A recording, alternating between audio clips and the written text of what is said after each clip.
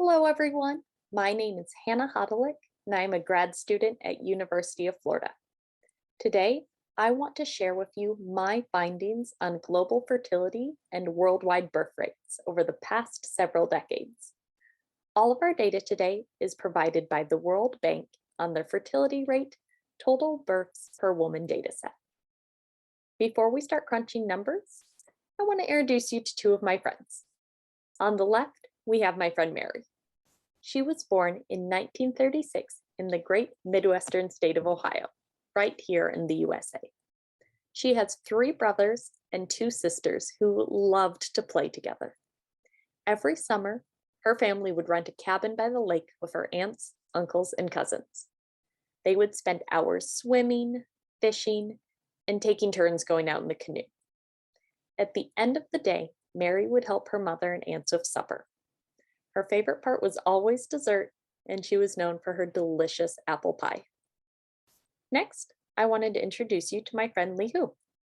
Not to be outdone by Mary, she was also an excellent cook, making traditional dishes in her native country of China. She was also born in the 1930s and enjoyed spending time with her family, sewing, and helping her mother around the house. As Mary and Li Hu grew older, they did what any young woman their age would do and found suitable husbands and began to create families of their own.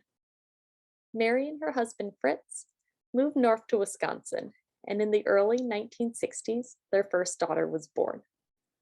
Over the following decades, they had 6 more children, including a set of twins. These lucky kids continued the tradition of spending summers at the cabin on the lake where they enjoyed their mother's famous apple pie and warm summer nights. Again, not to be outdone by Mary, our friend Li Hu was married to Du, and they didn't stop at just 7 children, but nearly doubled that, going all the way to 13. She dreamt of opportunities for her children that she had never had growing up. As her children turned into adults themselves, she supported their dreams of moving out of China, helping them relocate to Vietnam, Australia, Canada, and the United States. When her youngest, lucky number 13, was still in high school, she too moved to the United States, ending up in Los Angeles, California. Let's take a look back at the world that Mary and Li Hu lived in. When they started having children in the 1960s, the average number of children per family was 5.5, with the darker blue countries being closer to the high of 8.2 and the lighter blue countries being closer to the low 1.9. Both Mary, with 7 children in the USA, and Li Hu, with 13 children in China, helped contribute to the high end of this average, with the US's average being 3.7 and China at 5.8. As Mary and Li Hu's children grew, they began having children of their own, and even some of those children had children. One of Mary's twins is my mother, making Mary my grandmother. Li Hu's 5th child, a daughter, is the mother of my partner Eric, making Li Hu his grandmother. While Mary and Li Hu both passed away in the late 1980s and are not featured in these photos, their legacy lives through their children, grandchildren, and great-grandchildren. Now, as time has gone on, the average number of children per mother has significantly dropped worldwide. From where it was at 5.5 in 1960, by 2019, the number was down to 2.7. Unlike our parents, aunts, and uncles, both my partner Eric and I are only children, families of 1, helping contribute to the lower side of this average. Currently in our late 20s and early 30s, we are nowhere near having children of our own, though do have a dog who we consider a valued member of our family. Many famous and influential individuals have shared their thoughts on this. The Pope has been quoted saying, "Today we see a form of selfishness. We see that some people do not want to have a child. Sometimes they have 1, and that's it. And they have dogs and cats to take the place of children." Apparently, my family and I are acting very selfishly by our lack of multiple children. It's not just here in the United States that we've been disappointing the Pope and contributing to this decline in birth rates. Worldwide, these numbers have decreased in just about every country. This map shows us the average birth rate per country in 2019. To see the difference, let's compare with our earlier map. You can see that overall, every single country has gotten lighter, meaning less children. However, whereas in 1960, the countries with the highest birth rates were spread out between South America, Africa, the Middle East, and Oceania, by 2019, the top 20 countries with the highest birth rates were exclusively in Africa. There are several reasons why this could be.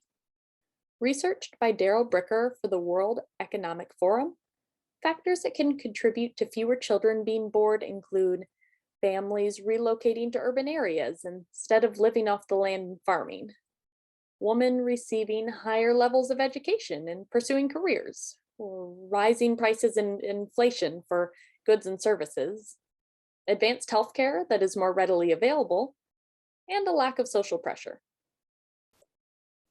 While it may feel like a plot point out of a dystopian novel, at this point in time, there is no proof that women are indeed becoming less fertile. To further prove this point, let's take a look back at our map, this time regarding income levels. The World Bank classifies countries into 4 categories: high income, upper middle income, lower middle income, and low income. Of the 27 countries labeled low income, only 4 are not located in Africa: Afghanistan, Syria, Yemen, and North Korea. In fact, only one African country is listed as high income, the island nation of Seychelles. How can this relate to fertility rates? Looking at this chart, we can see the bubbles, each representative of an individual country, with the red bubbles representing African countries and the gray bubbles representing all other continents.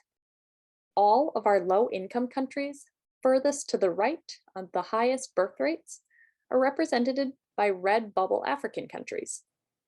As previously discussed, our only non-African gray bubbles, categorized as low income, are represented by North Korea, Syria, Yemen, and Afghanistan, which are located on the left end of the chart with significantly lower birth rates. As we make our way up the chart to the higher income levels, we still see a lot of red located on the right, indicating higher birth rates among African countries. As we make our way up to the top of the highest level of income, even our lone African nation of Seychelles still remains closer to the right, with a higher average birth rate of 2.3 children, compared to the lowest average birth rate among high-income countries. That's South Korea, with not even 1 child per woman. While this chart shows us that income level is a contributor towards birth rate, it's not the only component. So what happens now? As technology develops and spreads across these lower income countries, will birth rates continue to drop? And is this a bad thing or possibly even a good thing?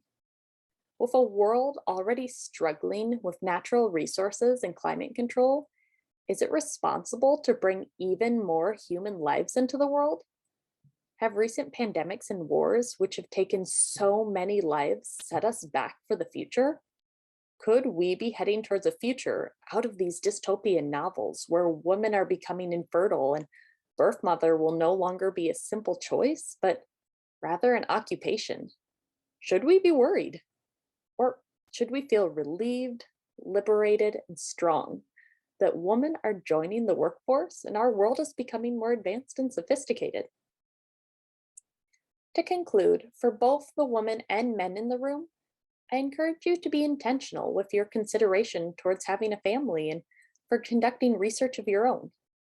Our world is changing, and it's time that we put in the effort and discover exactly what is contributing to these drops in birth rates before it's too late. After all, these are our lives we're talking about. I rest the fate of the human race as we know it in your capable hands. Thank you.